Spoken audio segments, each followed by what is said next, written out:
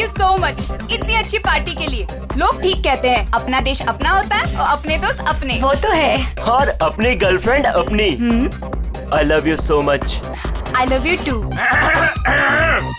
वैसे प्रीति, मानना पड़ेगा, आजकल ऐसा रोमांस देखने को मिलता नहीं है। गाइस, मैं कुछ ड्रिंक लेके आती हूँ। Okay. Hey, can I get you a drink? I mean, क्या पियेंगे आप? क्यों? तुम वेटर हो? By the way, I'm Saurabh. और आप?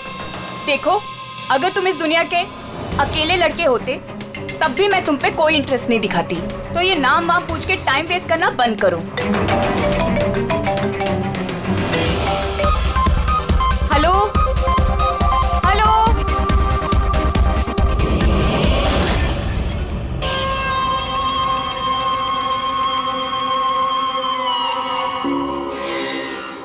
हेलो हेलो तनीषा, जोर से बोल, कुछ सुनाई नहीं दे रहा है। यहाँ नेटवर्क भी नहीं है। हेलो, फोन क्यों नहीं लग रहा है?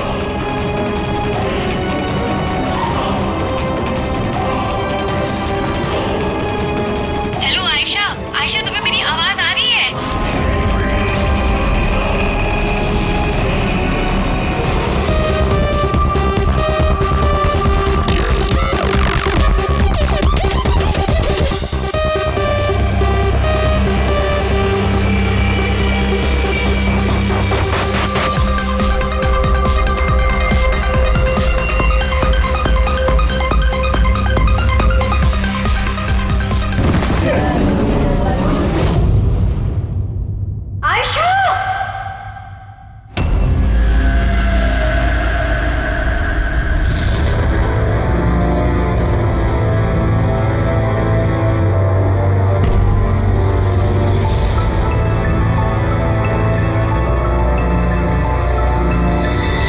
कैसे हुआ ये सब?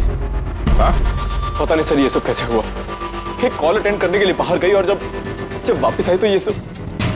तुम्हारे अलावा और कौन कौन दोस्त है आयशा के यहाँ पे? सर ये प्रीति और ये विशाल है सर, आयशा का बॉयफ्रेंड। देख के लगता है कि आयशा का किसी के साथ हाथापाई तो नहीं हुई है। ये फोन रिसीव करने के लिए बाहर गई और वहाँ पहले से खूनी इसका इंतजार कर रहा होगा। मतलब सर ये खूनी ने सब प्लानिंग करके किया? नहीं पंकज, ये प्लान मर्डर तो नहीं लगता, क्योंकि अगर प्लान किया होता तो उसने किसी और हथियार का इस्तेमाल किया होता, ना कि कांच का। मतलब अचानक यहाँ पे कोई गुस्सा हो गया होगा आयशा पे और मार दिया होगा। लगता तो कुछ ऐसे ही है फ्रेडी। आयशा का यहाँ पे किसी के साथ कोई झगड़ा वगैरह हुआ था? कोई कहा सुनी? हाँ? ऐसे चुप रहने से काम नहीं चलेगा। ये सीसीटीवी कैमरा है, फुटेज देखेंगे तो पता चल ही जाएगा। सॉरी सर, सीसीटीवी कैमरे काम नहीं कर रहे हैं। What? सीसीटीवी काम नहीं कर रहा? इतनी लापरवाही? सर वो कल आखिरी गाने के दौरान धुएं की वजह से शायद टेक्निकल एरर आ गया है। मैं जल्दी ठीक करवा लूंगा। ठीक कराओगे जब तुम्हारा ये क्लब वापस खुलेगा। जब तक ये केस सॉल्व नहीं होता तुम्हारा क्लब बंद। सर मुझे लगता है ये खून सौरभ ने किया है। अमीर बाप की बिगड़ी औलाद है। Hey, can I get you a drink? I mean, क्या पियेंगे आप? क्यों? तुम वेटर हो? By the way, I'm Saurabh. और आप? देखो, अगर तुम इस दुनिया के अकेले लड़के होते तब भी मैं तुम पे कोई इंटरेस्ट नहीं दिखाती। तो ये नाम वाम पूछ के टाइम वेस्ट करना बंद करो।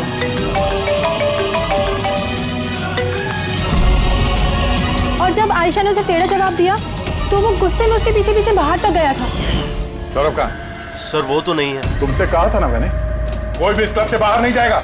सर जाने नहीं दिया, शायद वो जुर्म करने के बाद ही चला गया, आयशा के अंदर आने से पहले। आयशा और सौरभ बाहर किस तरफ गए थे? सर उस तरफ।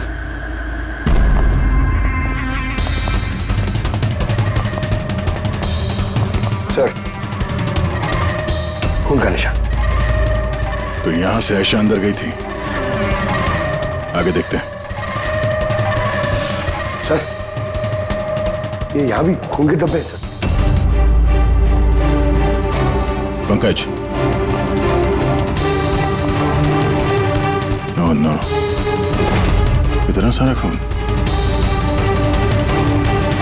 और ये कांच के टुकड़े। लगता है आयशा पे हमला यहीं हुआ है। Sir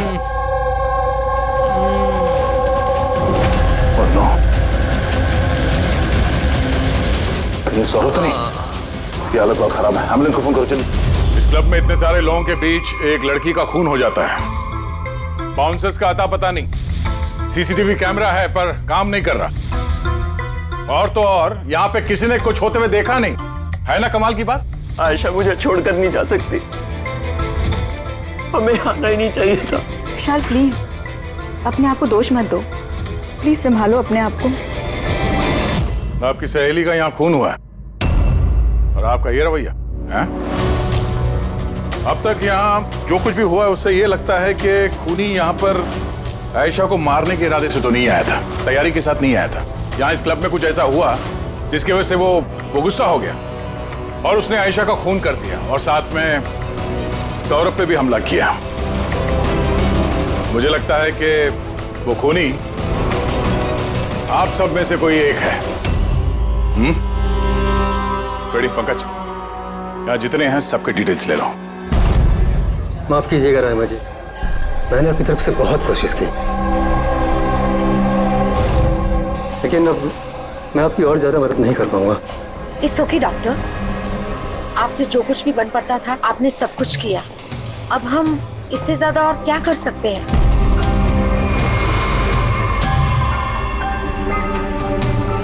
What happened, doctor? आप ठीक है ना? Yeah, I'm fine. Uneasy feel हो रहा है। Excuse me. कहाँ जा रहे हैं आप? मैं जरा वॉशरूम होकर आता हूँ। तनिषा, आयशा की मौत से पहले तुम्हारी उसके साथ फोन पर बात हुई है ना? तो क्या उस फोन कॉल के बारे में हमें कुछ डिटेल में बता सकती हो? सर, डिस्को में म्यूजिक लाउड होने की वजह से ना मैं ज्यादा कुछ सुन नहीं पाई। हाँ, पर उसको ये कहते हुए सुना। क्या हो रहा है, बता क्यों नहीं रहे हो? दर्द हो रहा है क्या? डॉक्टर के पास लेके जाओ। ये क्या कर रहे हो तुम? मतलब आयशा ये सब उस खूनी से कह रही थी? सर, उससे भी ज्यादा हैरानी की बात तो ये है कि आयशा का खूनी उसे कह रहा था वहां से भागने के लिए। बड़ी अजीब बात है।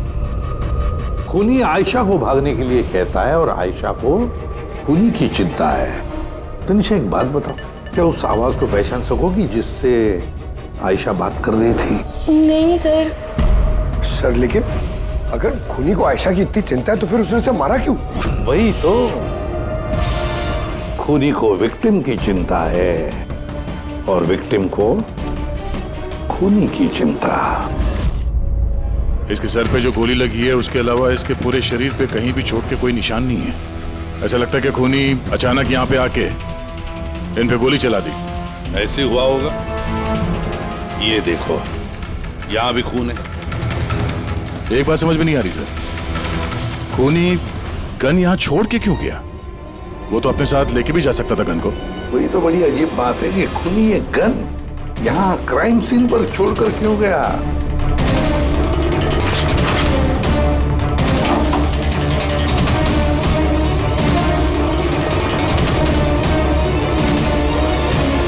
सर, ये देखिए, नीचे यहाँ पे ये टेप चिपका हुआ था। वॉश बेसिन के नीचे टेप? लगता है यहाँ टेप से कुछ चिपकाया था जो अभी यहाँ नहीं है। शायद इस केस से रिलेटेड कुछ हो। जरूर देखते हैं। रेमा जी, डॉक्टर यशवंत आपके डॉक्टर थे? जी हाँ। आप लोग यहीं पे बैठे थे इसी टेबल पर? जी हाँ, वो दरअसल मेरी बीमारी के सिलसिले में मुझे यहाँ पर मिलने के लिए आए थे। बहुत ही अच्छे और नेक दिल इंसान थे। आज जब आप उनसे बात कर रही थी तो आपको लगा कि किसी बात को लेकर वो परेशान थे? परेशान तो नहीं, लेकिन हाँ, अचानक उनकी तबीयत खराब हो गई थी मेरे सामने और वो एक्सक्यूज मी बोल के वॉशरूम के लिए चले गए। मैं तो सोच भी नहीं सकती थी कि ऐसा कुछ हो जाएगा। सर, ये कॉफी शॉप के मैनेजर है। यहाँ के भी सीसीटीवी कैमरे काम नहीं कर रहे। सर 2 घंटे पहले तक तो काम कर रहे थे, पर अचानक कोई टेक्निकल प्रॉब्लम हो गई, इसलिए इंजीनियर को बुलाया हमने। हेलो सर, कैसे हो आप? मेरा हालचाल छोड़ो, अपने सुनाओ। तुम दोनों यहाँ क्या कर रहे हो? वो ऐसे ही टहलने आए थे। कॉफी शॉप में टहलने आए थे? कल रात तुम्हारी सहेली का खून हो गया, तुम्हारा दूसरा दोस्त रो रो के उसका बुरा हाल है, और तुम दोनों यहाँ कॉफी शॉप में टहलने आए। तो यहाँ पर भी एक खून हो गया। ये कैसा संयोग है, हैं? सच में संजोगी है सर, क्योंकि हम तो जानते भी नहीं कि डॉक्टर यशवंत है कौन। हेलो, ले आओ उसे ब्यूरो में। ओके जी, okay, thank you very much. पता है पंकज, बहुत सारे लोग थे डिस्को में जब आयशा का खून हुआ, और एक एक का फोन ट्रैक करना कि मर्डर के वक्त आयशा और यशवंत के पास तो नहीं था कोई। ये मेरी तो आंखें दर्द करने लगी है।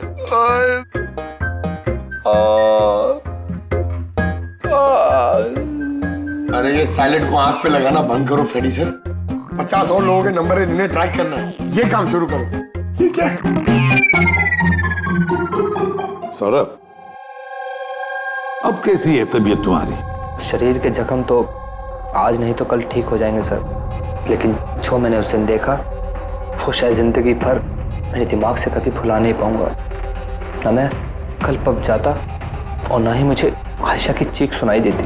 लेकिन आयशा के पीछे पीछे तो तुम गए थे, उसने तुमसे ठीक से बात नहीं की, इसलिए। ये बात सच है सर कि मैं आयशा के पीछे गया, क्योंकि जब मैंने उसे ड्रिंक ऑफर की तो उसने मना कर दिया सर, और इनफैक्ट उसने मेरी इंसल्ट भी की, तो मुझे बहुत बुरा लगा सर, इसलिए मैं उसके पीछे गया।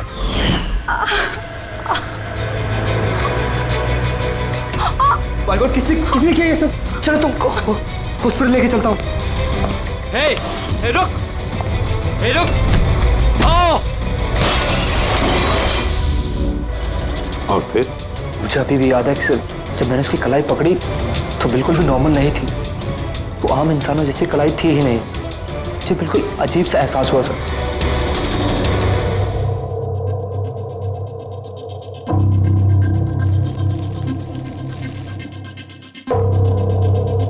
तो आप कह रहे हैं डॉक्टर साहब के इस गन पे कुछ चिपचिपा सा लगा हुआ है? हाँ, और वो चिपचिपी चीज रबर टाइप की है, वो जैसे सेलो टेप में होता है ना, वैसा। Cello tape gun? ओह, तो खूनी ने पहले से गन वहां वॉश बेसिन के नीचे छुपा के रखी थी। तो ये मर्डर एक प्लान्ड मर्डर था। हाँ, लेकिन ये गन जिससे यशवंत का खून हुआ है और ये कांच जिससे आयशा का खून हुआ है, इन दोनों पे भी कोई भी उंगलियों के निशान नहीं मिले। लेकिन भाई, इस कांच के टुकड़े पर एक खास तरीके की कुछ केमिकल लगा हुआ है, जैसे कि वो प्लास्टिक केमिकल। अब ये इस पर क्यों लगा हुआ था, इसका क्या इस्तेमाल है, ये पता लगाना भी बाकी है। लेकिन यही केमिकल इस गन पर भी लगा हुआ है, दोनों पर। डॉक्टर साहब, आप तो कह रहे थे कि इस गन पे वो सेलो टेप का गम लगा हुआ था। वो तो है ही, उसके अलावा ये भी है। उसके अलावा ये केमिकल भी है? यानी ये दोनों मर्डर, इनका आपस में कोई ना कोई कनेक्शन जरूर है, और जुबिन का और प्रीति का दोनों क्राइम सीन पे होना कोई सहयोग नहीं था। बिल्कुल, तुम बिल्कुल ठीक कह रहे हो। और तुम्हारी बात ये एक और चीज प्रूव करती है, इन दोनों की लाशों पर मुझे एक जैसे फेरोमोन्स मिले। फेरोमोन्स यानी वो केमिकल जिनसे खुशबू आती है? हाँ, यशवंत और आयशा, इन दोनों की लाशों पर एक जैसी खुशबू। इसका मतलब बात साफ है, या तो दोनों एक जैसा परफ्यूम लगाते थे या फिर दोनों का खून ही एक ही था। जनरली एक औरत लेडीज परफ्यूम लगाती है और एक आदमी जेंट्स परफ्यूम। अब ये दोनों एक ही तरह का परफ्यूम लगाए, चांस थोड़ा कम है, यानी इन दोनों का खूनी तो एक ही है। आयशा की मौत के बारे में 2 बातें पता चली है। एक उसकी दोस्त तनीषा ने बताई और दूसरी सौरभ ने बताई। तनीषा ने बताया कि खूनी ने आयशा को वहां उस पब में से भाग जाने के लिए कहा। अब दुनिया में ऐसा कौन सा खूनी है जो जिस इंसान को मारने गया है उसी से कहता है कि तू यहां से भाग जा? तो फिर खून करने आया ही था क्यों? नहीं नहीं नहीं नहीं नहीं नहीं, नहीं। गड़बड़ है, कुछ ना कुछ तो गड़बड़ जरूर है। और सर वो दूसरी बात कौन सी? दूसरी बात सौरभ ने बताई। सौरभ ने कहा कि खूनी की कलाई कुछ अजीब सी थी, आम इंसान की तरह नहीं थी कलाई। शायद कलाई में रिस्ट वॉच या ब्रेसलेट हो। फ्रेडी जरा दिमाग लगा के बोलो, समझे? सर, हाँ सर, दोनों क्राइम सीन में एक नंबर कॉमन है सर। किसका क्राइम? आयशा के बॉयफ्रेंड विशाल का सर। विशाल? विशाल?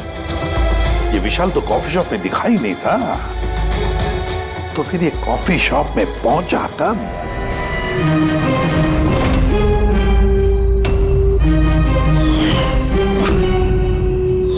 रायमा जी, आप और यहाँ? अब सर ये मेरा ही घर है, लेकिन आप लोग यहाँ पर कैसे? डॉक्टर यशवंत के खूनी के बारे में कुछ पता चला? रहमा, ये लोग कौन है? सीआईडी ऑफिसर्स हैं। सर प्लीज आप लोग आइए ना, प्लीज कम। सीआईडी? और सर ये मेरे हस्बैंड हैं और ये मेरा छोटा बेटा संदीप। और बड़ा बेटा विशाल, वो कहाँ है? लेकिन बात क्या है सर? मनन जी, बात यह है कि हमें शक है कि डॉक्टर यशवंत और आयशा के खून में हमें लगता है शायद विशाल का कोई हाथ है। ये आप क्या कह रहे हैं? आरोप साबित नहीं हो पाया, किसी को पकड़ नहीं पाया, तो किसी को भी फंसा देंगे आप? देखिए, सीआईडी का काम है मुजरिम तक पहुंचना, ना कि किसी बेगुनाह को पकड़ के केस बंद कर देना। अब जरा प्लीज विशाल को बुलाइए। भैया खून नहीं कर सकते, अब प्लीज उन्हें पकड़ के लेके नहीं जाना। संदीप बेटा, हम तुम्हारे भैया को पकड़ने नहीं आए और ना हम ये कह रहे हैं कि तुम्हारे भैया ने कुछ किया है। हम तो तुम्हारे भैया से कुछ सवाल करने वाले हैं, और क्या। आप लोगों को मुझ पर शक है? एक मिनट विशाल, तुम अंदर जाओ, मैं इन सीआईडी वालों को तुम्हें परेशान नहीं करने दूंगा। देखिए, सीआईडी के काम में दखल देना भी एक जुर्म है, इसलिए प्लीज हमें अपना काम करने दीजिए। विशाल,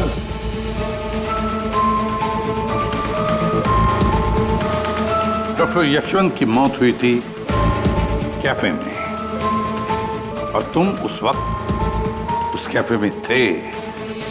क्यों? किस लिए गए थे तुम? सर, मैं तो वहां पर जुबैन और प्रीति से मिलने गया था।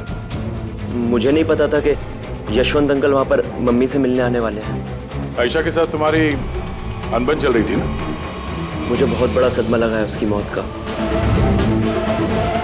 पता नहीं उसके बिना मेरी लाइफ अब कैसे कटेगी। मैं कुछ दिन अकेला रहना चाहता हूँ। ठीक है, जा सकते हो तुम।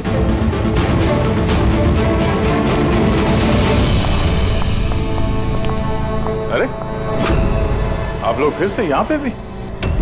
कभी कभी अपने घर पे जाते हो कि नहीं? हमेशा विशाल के आसपास ही नजर आते हैं। नहीं सर, ऐसी कोई बात नहीं है। एक्चुअली बहुत उदास है ना आजकल, तो हमने सोचा कि उसके साथ ही रहें। और जिगरी दोस्ती है, हाँ? जुबीन, प्रीति, विशाल, कड़ी नजर रखनी पड़ेगी इन तीनों पर।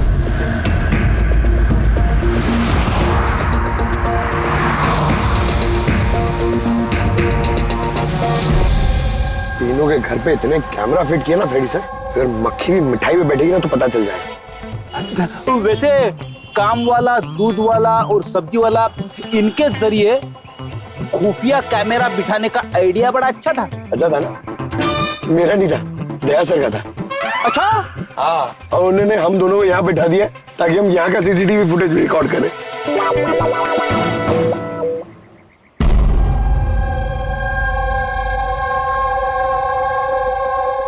अरे बॉस, एक बहुत ही बड़ा सुराग हाथ लगा है जो इस केस की जड़ तक पहुंचा सकता है हमें। तो कब बताएगा? अरे बता रहा हूं ना। तो फिर बताना जल्दी यार। अरे यार, सांस तो लेने दो। तुम्हें याद है वो टूटे हुए ग्लास पर और गन पर मुझे वो प्लास्टिक केमिकल मिला था? हाँ सर, क्या है वो केमिकल? वो है ग्राफीन। जो नकली चमड़ी आर्टिफिशियल स्किन बनाने के काम में आता है। Artificial skin? हाँ। Prosthetic skin? Prosthetic skin? Prosthetic? Daya, याद है सौरभ ने क्या बताया था कि खूनी के हाथ में उसने कुछ अजीब सा देखा था। प्रोस्थेटिक स्किन, प्रोस्थेटिक आर्म, तो ये खून किसी रोबोट के जरिए तो नहीं हो रहे? अच्छा, खूनी का यूं मदद मांगना क्या ऐसा तो नहीं कि ये खून अनइंटेंशनली हो रहे हैं, बिना चाहे? नहीं दया, बिना चाहे खून कैसे हो सकता है? रही बात इस रोबोटिक आर्म की, ये रोबोटिक आर्म तो किसी के इशारे पर ही चलेगी ना। क्या सालुंखे, ऐसा कोई आदमी है जो इस रोबोटिक्स में प्रोस्थेटिक आर्म बोल, रोबोटिक आर्म बोल, पूरे रोबोट के बारे में अच्छी तरह से जानकारी रखता है? हाँ है ना, डॉक्टर जैस्मीन। मिलते हैं इस डॉक्टर जस्मीन से।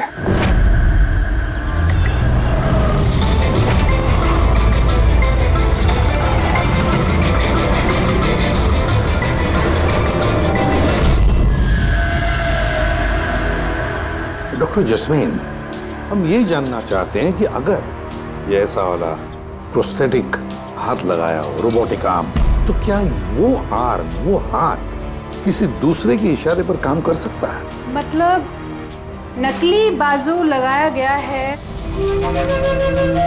ए को, लेकिन इस बाजू से क्या काम करवाना है इसका कंट्रोल ए के पास नहीं बल्कि बी के पास है। क्योंकि हमें शक है कि इस केस में खूनी खून अपनी मर्जी से नहीं कर रहा है, कोई और उससे करवा रहा है। सर, ये सुनने में जितना मुश्किल है दरअसल नामुमकिन नहीं है। जैनिश, जरा दामिनी को अंदर भेजो। हाँ, वही मरीज जिसका कल टेस्ट हुआ था। मरीज?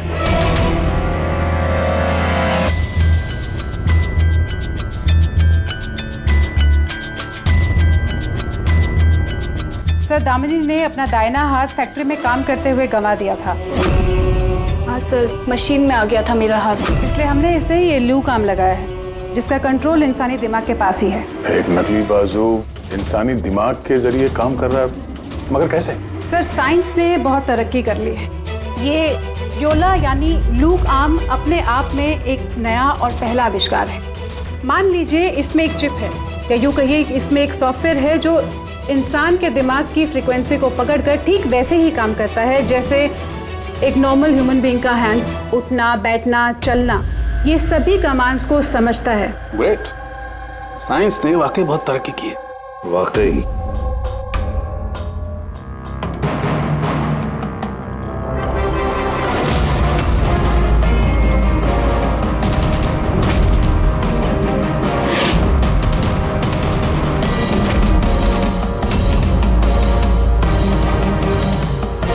मैं मानता हूँ आयशा और डॉक्टर यशवंत का खून मेरे ही हाथ से हुआ था। तुम यहाँ क्या कर रहे हो?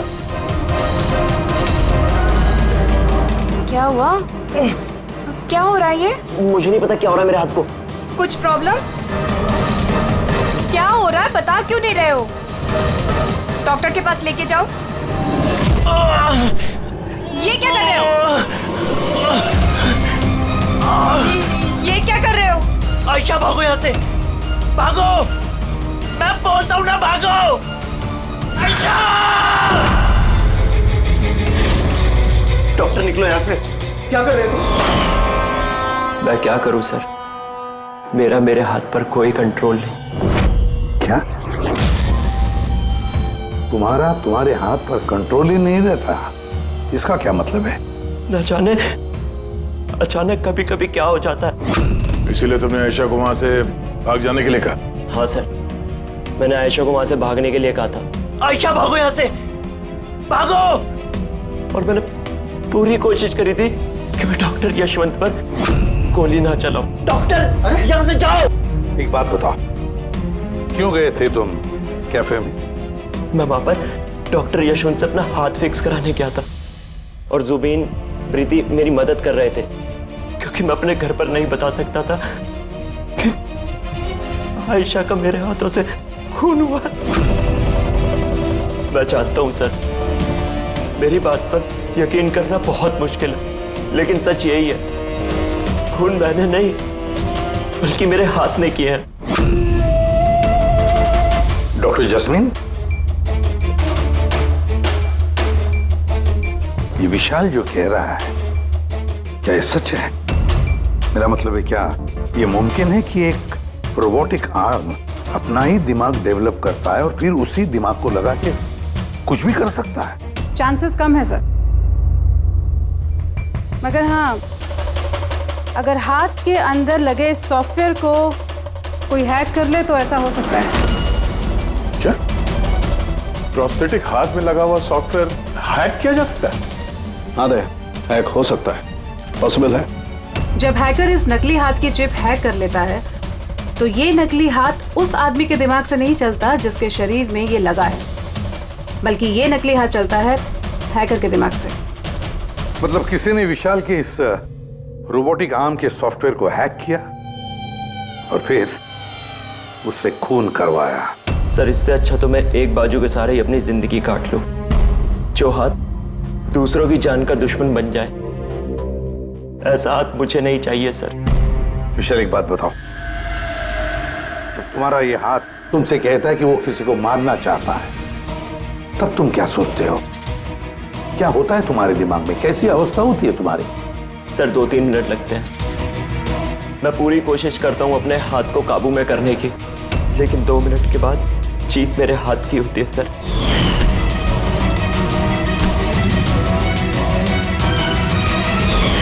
चिंता मत करो, अब हम तुम्हारे इस रोबोटिक आर्म के अंदर एक ट्रांसमीटर फिट करेंगे, जिससे हमें पता चलेगा कि वो किसी को मारना चाहता है या फिर किसी और से उसे इशारा मिल रहा है कि जाकर खून करो।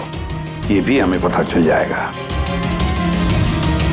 वैसे एक बात बताओ विशाल, ये तुम्हारा असली हाथ गंवाया कैसे? सर, मैं पिछले साल खंडाला जा रहा था और एक रोड एक्सीडेंट।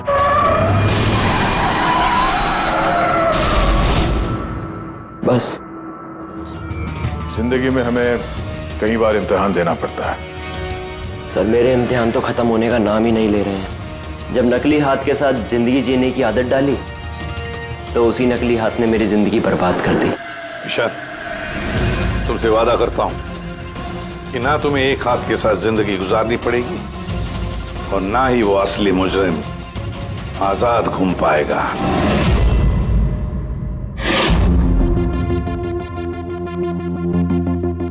विशाल, मुजरिम ने पहले विशाल से आयशा का खून करवाया। आयशा, जिससे विशाल बेहद प्यार करता था। फिर खून करवाया डॉक्टर यशवंत का, जो विशाल की मदद करते थे।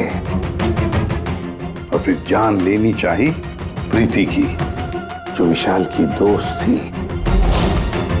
सारे के सारे विशाल के शुभचिंतक, सारे के सारे विशाल के आसपास वाले, सब के सब विशाल के करीबी। तो फिर ये मुजरिम कौन हो सकता है? कौन हो सकता है ये मुजरिम?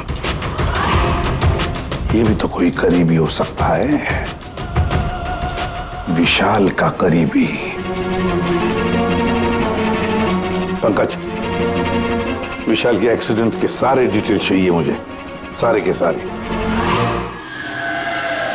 हेलो सर, मैं जसपाल, कंप्यूटर एक्सपर्ट। जी। कंप्यूटर हैकिंग जानते हो? बड़े से बड़ा कंप्यूटर हो या कोई सर्वर, चुटकियों में हैक कर सकता हूँ। रोबोटिक आर्म का सिस्टम हैक करना है, कर सकोगे? जी सर, बिल्कुल। ये रहे सारी डिटेल्स। हो जाएगा सर, और इसके लिए मैं ट्रेस राउटिंग का यूज करूँगा। Trace routing? जी हाँ सर, इस तकनीक के जरिए विशाल के आसपास के जो भी कंप्यूटर है उन्हें देख सकता हूँ। अक्सर मशीन के आखिरी में जो होस्ट नेम एड्रेस होता है वही हैकर का होता है। अच्छा। और ट्रेस राउटिंग के जरिए हम शहर के किसी भी इलाके में बैठा अगर हैकर होगा तो इजीली पता चल जाएगा। फैंटास्टिक। अब जिस किसी ने भी विशाल के रोबोटिक आर्म का सिस्टम हैक किया, अब हम उसके सिस्टम को हैक करेंगे।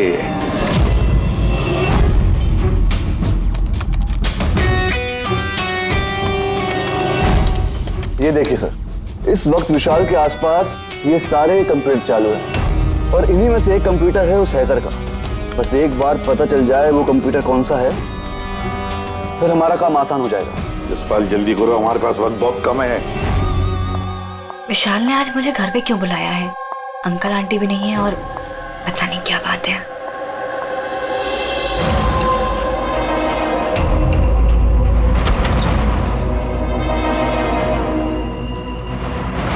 विशाल, विशाल। प्रीति, यार तुम जानते हो तुम्हें मुझसे खतरा है, उसके बाद भी तुम यहाँ पे दोबारा आ गई। विशाल, तुमने तो मुझे फोन करके यहाँ बुलाया। मैंने? हाँ। मैंने कब बुलाया? तुमने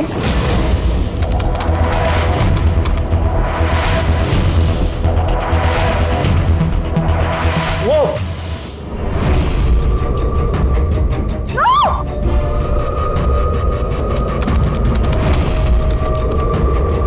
भागो यहाँ से। विशाल, विशाल प्लीज भागो यहाँ से। Vishal please, Vishal, Vishal please.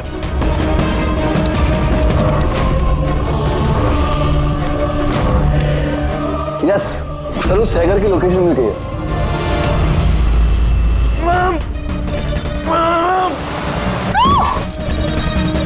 Vishal,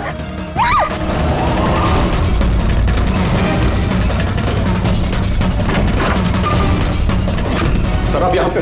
Vishal please.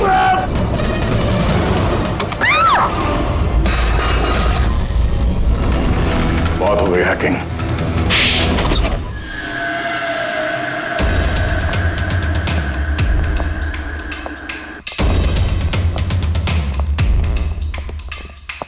फिर आ गए आप लोग। अब ये मत कहिएगा कि आप विशाल को पकड़ने के लिए आए। जी नहीं, हम विशाल को पकड़ने नहीं आए, खूनी को पकड़ने के लिए, जो इस वक्त यहाँ पर मौजूद है। नहीं, और यहाँ पर क्या कह रहे हैं आप? अब अपना झूठा इल्जाम आप किसके ऊपर लगाने आए हैं? मनन जी, पिछले साल एक गाड़ी का एक्सीडेंट हुआ था कंडाला में। 3 लोग थे उस गाड़ी में। 22 साल का लड़का विशाल, 15 साल का बच्चा संदीप और 9 साल की छोटी बच्ची सोनिया। गाड़ी विशाल चला रहा था। कार का एक्सीडेंट बहुत बुरा था। बच्ची सोनिया की जगह पे मौत हो गई और संदीप पैरालाइज हो गया। ये अभी चल नहीं सकता। ये सब आपको कैसे पता चला अंकल? इस एक्सीडेंट में सबसे कम चोट लगी विशाल को। हालांकि जो चोट लगी वो कम नहीं, विशाल को अपना हाथ गंवाना पड़ा। वैसे विशाल आपका सौतेला बेटा है ना? सर विशाल मेरे लिए सके से भी बढ़कर है। सर आई रिक्वेस्ट यू, आप विशाल के लिए सौतेला शब्द यूज मत कीजिए सर। आई एम सॉरी मनन जी। काश सभी माता पिता आप जैसा विचार करते। काश रहमा जी ऐसा विचार करती, है ना रहमा जी? वैसे आपके मन में बहुत गुस्सा है ना विशाल के लिए, क्योंकि विशाल की वजह से आपको अपनी सगी बेटी गंवानी पड़ी और आपका सगा बेटा जिंदगी भर चल फिर नहीं सकता। आप क्या कहना चाहते हैं? हम क्या कहना चाहते हैं वो अभी पता चल जाएगा। पंकज,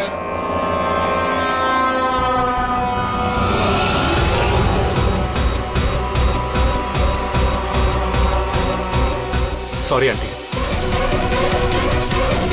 लेकिन मैंने इन्हें सब कुछ बता दिया कि आप ही के कहने पर मैंने ये सब किया। मैंने ही उन सॉफ्टवेयर्स को हैक किया था और मैंने सभी जगहों की सीसीटीवी कैमरास को भी हैक करके बंद किया।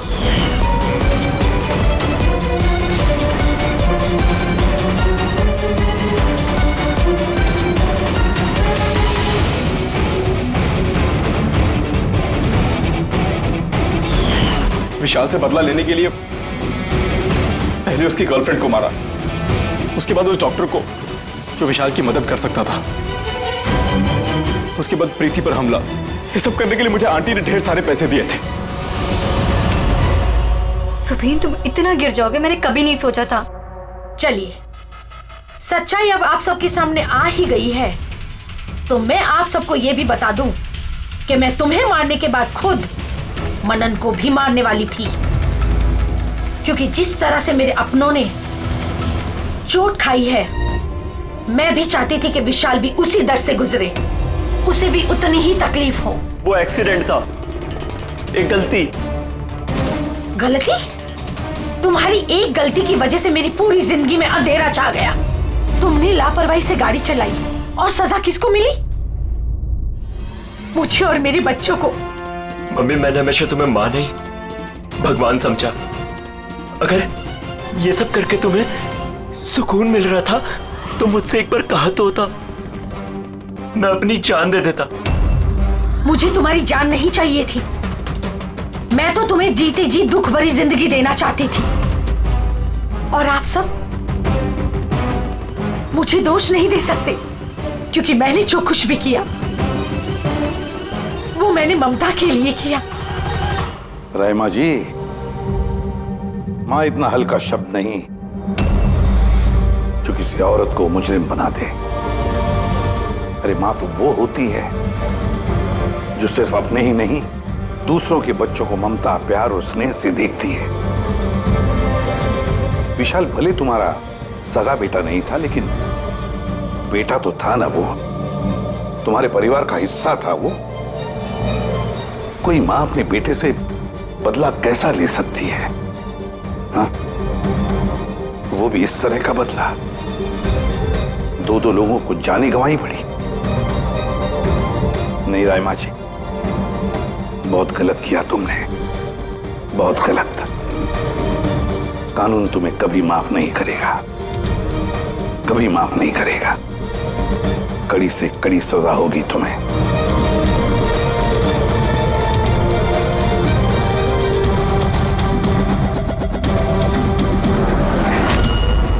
CID के और भी मजेदार और सस्पेंस से जुड़े एपिसोड्स को देखने के लिए हमारे चैनल को सब्सक्राइब करें और बेल आइकॉन दबाना ना भूलें।